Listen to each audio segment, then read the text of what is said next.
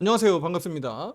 오늘은 시장에서 느닷없이 헤럴드 경제를 통해서 HLB 파르마 그룹 펜타닐 사망 사건과 관련된 기사가 올라왔습니다. 주가는 소폭 약세를 보일 뿐 큰 변화는 없었는데요. 이 부분 오늘 말씀드리지 않을 수 없기 때문에 간단히 말씀드리도록 하겠고요. 실제로 계열사 다 확인시켜 드리도록 하겠습니다. 구독, 좋아요, 알림 설정 잊지 마시고요. 앞으로 영상도 놓치지 마시고 투자 판단하는 데 도움되길 바라겠습니다. 자, 개장하고 얼마 안 돼서 9시 54분경입니다. 자, 헤럴드 경제를 통해서 병원에서 오염된 펜타닐 투약으로 인해서 96명이 사망에 이르렀다. 그리고 그 날짜가 지난 4월부터 이렇게 진행됐다라는 내용들인데요. 자, 내용 한번 보시면 HLB 파르마? 듣도 보도 못한 기업이 나오죠. 그런데 HLB 파르마 그룹이라고 해서 내용이 나옵니다. 저도 역시나 이 부분을 무슨 내용인지 한번 확인하기 위해서 구글 통해서 검색을 해봤는데요. 자, 그 부분에서도 오류가 나타납니다. 자, 오른쪽에 그 내용들도 올려드렸는데 바로 구글에서 HLB 파르마라고 치면요, 이렇게 오류를 확인할 수가 있어요. 바로 HLB 제약과 HLB 생명과학과 함께 바이오 사업을 하고 있다. 특히 HLB 파르마가 제조업과 관련돼서 담당하고 있다라는 내용들이 나와 있어요. 오류를 확인할 수 있는 겁니다. 정확하게 나와 있는데요. 사건 개요 아르헨티나입니다. 아르헨티나. 네, 아르헨티나 내에서 벌어진 일들이고요. 실제로 이탈리아노 병원이라고 하는 곳에서 환자들의 호흡곤란 등 사망 사고가 발생이 됐는데 펜타닐과 관련된 다제네성 박테리아 오염된 진통 마취제를 맞고 나서 문제가 발생된 거예요. 내용은 그런데 HLB 파르마 그룹이라는 거예요. 이 부분은 HLB하고 전혀 다르다라는 것을 이렇게 반박 기사가 나오기도 했습니다. 헤럴드 경제 쪽에서 이 부분을 강조하면서 기사화 시켰다는 것이 조금은 우스울 수도 있는데 HLB를 공매도 치고 있는 세력들인가요? 의심이 될 정도입니다. 하도 HLB 악재는 없는지 찾아다니는 게 아닌지 안타까울 정도인데요. 어제 언론을 향해서 제가 갑갑하다라고까지 말씀을 드렸는데 오늘 이 같은 소식까지 나오면서 개인 투자자 입장에서는 이런 뉴스에 혼동해서 매도에 나설 수 있기 때문에 뉴스 기사에 예민하게 보실 필요가 있겠습니다. 문제는 HLB가 지금 이만큼 루머나 악재에 좀 취약해졌다라는 겁니다. 그러니까 루머에 취약해졌다라는 얘기는 바로 무슨 얘기입니까? 바로 공매도 세력들에 의해서 많이 흔들릴 수 있다라는 얘기입니다. 그게 실제로 악재든 또는 루머, 거짓이 됐든 이런 부분들을 통해서 세력들은 장난질할 수 있기 때문에 우리 개인 투자자 여러분들은 팩트 체크하는데 중점을 두셔야 됩니다. 그리고 이런 부분들이 계속 발생되는 이유는 HLB 측에도 책임 소재가 있다라고 어제도 말씀드렸죠. 이건 진영곤 회장이 나서지 않고 있기 때문이에요. 실제로 어제 실적 발표하면서도 등판하지 않았고요. 지금 컨퍼런스 콜 하지도 않고 있습니다. 정말 심각합니다. 그러니까 이런 부분들을 우리 개인 투자자 여러분들은 그나마라도 이런 부분에 있어서 진영곤 회장이 등판해서 말 한마디라도 해줄 때 FDA 재신청과 관련된 의지를 좀 보여줄 때 주가는 반응하게 돼 있고요. 개인 투자자 여러분들은 조금이나마 안심할 수 있는 거예요. 하지만 이렇게 등판할 때 등판하지 않고 나서야 할 때 나서지 않는 것은 저는 문제라고 보고 있습니다. 그래서 저는 주의할 점은요. 물론 외부의 세력들에 의해서 이런 루머나 이런 악재들이 만들어질 수 있지만 저는 내부에 있다. HLB 자체적으로 내부에서 해결해야 된다라고 저는 말씀드리고 싶습니다. 자, HLB 파르마와 관련된 부분들 말씀을 드릴게요. 아르헨티나 기업입니다. 네, HLB 그룹과는 전혀 상관없고요. 제가 비유를 들자면 동명이인이다. 네, 이렇게 그냥 생각하시면 돼요.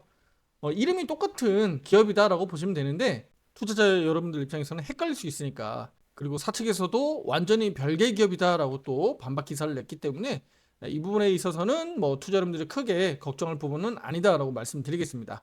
다만 이런 부분들을 뭐 사측에서도 그렇고 저도 유튜브로서도 마찬가지겠습니다만 이렇게 그냥 말로만 해서 이렇게 그냥 넘겨버리면 팩트체크가 안 되잖아요. 그래서 오늘 제가 팩트체크도 해드리려고 하는 겁니다. HLB가 워낙 여기저기에 투자를 한 사실도 있기 때문에 계열사가 많습니다. 그래서 이 부분들을 실제로 투자 여러분들이 확인해야 되는 겁니다.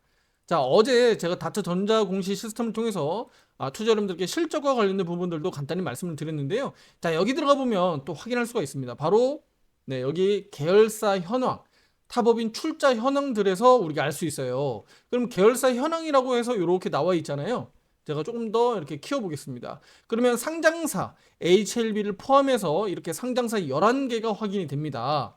와, 상장사 11개? 꽤 많다라는 것을 알 수가 있죠. 그리고 아래 보시면 비상장사 있죠. 미국 자회사들을 포함해서 이렇게 확인할 수가 있습니다. 비상장사는 총 몇 개입니까? 49개. 와, 이거 뭐야? 비상장사, 상장사 합치면 60개네요. 엄청 많다라는 것을 확인할 수 있습니다. 그러면 이 과정에서 HLB 파르마 그룹, HLB 파르마라는 것을 확인할 수가 있나요? 네, 한번 보시면 됩니다. 투자자분들 찾아보시면 되는데 없습니다. 네, 그러니까 이런 부분들을 투자자분들이 알고 있다면 또 한 번 정도 확인할 수 있는 정도의 투자자분들이 이 검색하는 방법을 알 수 있다면 이런 거에 속아 넘어가지 않을 겁니다. 자, 그리고 타법인 출자입니다. 이 부분은 이제 실제로 경영 참여 목적이라든가 아니면 단순 투자 목적으로 타 회사에 이제 투자한 것인데 여기 이제 보면 지분율도 확인할 수가 있죠. 자, 보면 이제 같은 계열사들도 있고요. 계열사가 아닌 회사들도 있습니다. 비상장사도 있고요. 여기서도 보시다시피 HLB 파르마와 관련된 부분들은 확인할 수 없다라는 것을 확인할 수 있습니다. 제가 여기서 이제 투자 힌트를 하나 드리면요.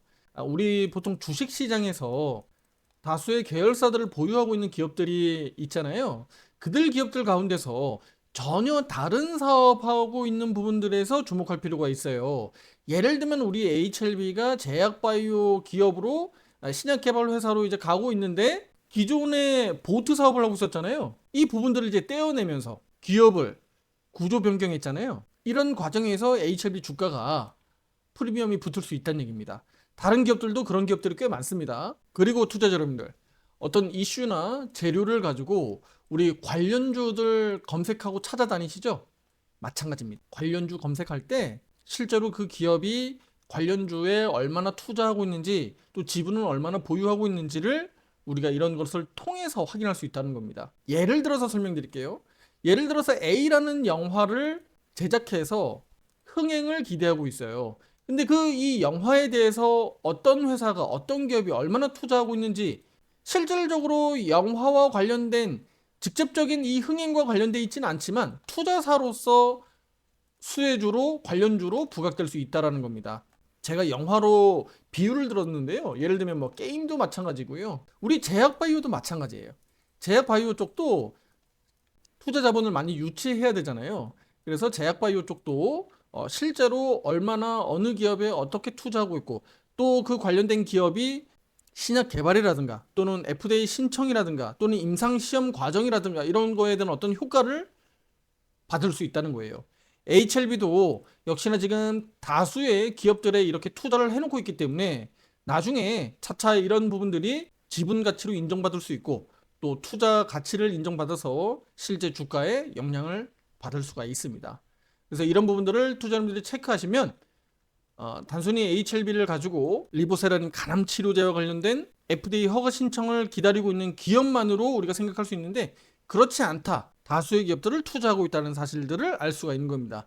다만 어제 실적 발표 과정에서 제가 말씀을 드렸듯이 그렇게 투자를 하면서 사실 좀 자금 압박을 받을 수 있는 상황까지는 지금 왔다는 거, 그 정도까지만 체크하시면 되겠습니다. 그리고 이렇게 팩트 체크하시면서 실제로 계열사 관계도 한번 보시고 계열사가 이렇게 많구나, 60개나 되는구나 정도까지도 알 수가 있는 겁니다. 투자자 여러분들, 이런 분석을 우리가 기본적 분석이라고 하는데 이런 기본적 분석들이 사실은 차트에 다 녹아져 있습니다.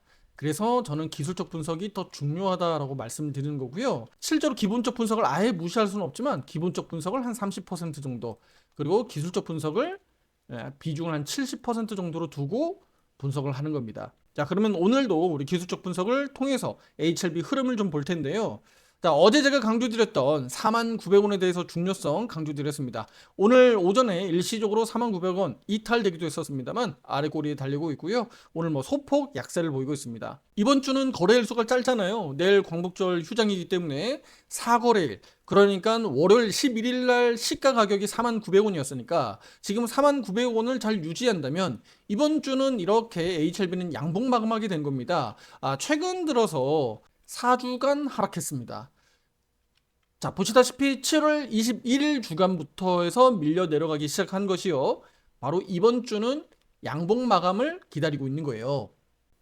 물론 아직 1시간 이상 시간이 좀 남았습니다만 오늘 양봉 마감하는 데는 크게 무리가 없다고 보여지고요. 이때 당시에 5선이 무너졌잖아요. 주간 차트에서 5선이 무너진 것이 하나, 둘, 셋, 넷, 본캔들 4개째잖아요. 그렇죠? 그러면 다음 주면 본캔들 5개째. 5주선 이렇게 내려오게 됩니다. 그러면 5개 기간 소환하게 되는 거잖아요. 그래서 일수기법상 5이평선까지 기술적 반등 가능하다라고 저는 보고 있습니다. 그래서 이번 주 양봉 마감하고요. 다음 주도 양봉 기대할 수 있다라고 저는 말씀드리도록 하겠습니다. 자, 월간 차트는 이제 다음 주로 가면 중반이 지나가고 있기 때문에 다음 주 49,000원 잘 지켜주면서 반등 나오면서 꼬리가 달 수 있는지, 그리고 여전히 46,950원 월간 시가 가격 회복할 수 있다 정도 저는 보고 있습니다. 아직 기회는 있다. 등판해야 되는, 그러니까 나서야 되는 진양곤 회장이 언제 나올지는 우리가 기다려 보도록 하겠습니다. 오른쪽 화살표 매매방은 현재 비중 확대 없이 홀딩 또는 기존 보유자 관망 전략을 유지하고 있습니다. 앞으로 영상도 놓치지 마시고요. 추가 매수 비중 확대, 신규 매수 타점을 화살표 매매 신호와 함께 기준을 잡아보시면 어떨까요? 신중하게 접근할 필요가 있습니다. 그 부분을 지금까지도 계속 말씀을 드려왔고요. 매도 신호가 여전히 유지되고 있습니다. 구독, 좋아요, 알림 설정 잊지 마시고요. 앞으로도 투자 판단하는데 영상이 도움되길 바라겠습니다. 마지막으로 대외 변수 몇 가지 좀 말씀을 드릴게요. 바로 오늘 밤은 미국의 생산자 물가지표 PPI 발표되죠. 시간은 9시 30분입니다. 그리고 내일은 이재명 대통령의 국민 임명식이 있습니다. 이재명 대통령이 내일 임명식에서 어떤 내용들을 할지, 또 그 부분이 실제 한국 시장에 영향을 미칠 수 있거든요. 그래서 나올 그 발언들도 주목할 필요가 있겠습니다. 그리고 그날 밤입니다. 15일 미국 트럼프와 러시아 푸틴이 알래스카에서 만나게 됩니다. 정상회담 예정돼 있고요. 종전으로 갈 수 있는 조금은 진전된 결과들이 나올지 주목하고 있습니다. 만에 하나 이런 부분들이 호재가 아니라 악재로 재료가 나온다면 다음 주 월요일 만만치 않은 시장이 나올 수 있으니까 우리 국내외 증시의 변수로 볼 수가 있습니다. 다음 영상에서 더 좋은 내용으로 찾아뵙도록 하겠습니다. 감사합니다.